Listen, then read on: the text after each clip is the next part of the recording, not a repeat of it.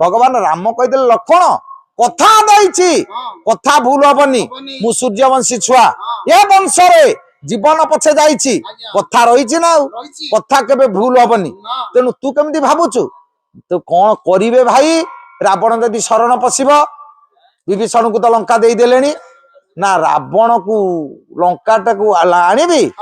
रावण को अयोध्या राजा करदेवी मु जानिबी विधाता मो कपाल रे वनवास जोग लिखिछि कथार आज्ञा केते महत्व आपण देखंतु जीवन रे जे कथा देछि से कथा रखिछि प्रभु ना ता भली देवता ए ता भली नेता ए विश्व रे आज्ञा केही नाही कथा देछि से कथा रखिछि किंतु आज आमे कथा दउचे किंतु कथा रही पारुनी से दिन कवि कहले विभीषण कौन कहूच राजा रे राजा हबी कहवा कथा कहले विभीषण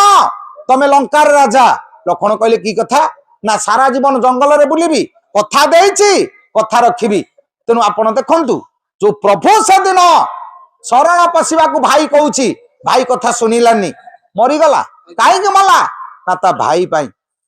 भाई सुनिलानी भाई कथा बोली मला जदि भाई कथा सुनी थांदा मरी न थांदा जदि विभीषण कथा सुनी थांदा दशानन मरी न थांदा विदुर कथा सुनी थांदा केबे हेले दुर्योधन मरी न थांदा जोड़िए स देखिले जोड़िए द देखिले जोड़िए ब देखिले जोड़िए भाई देखिबा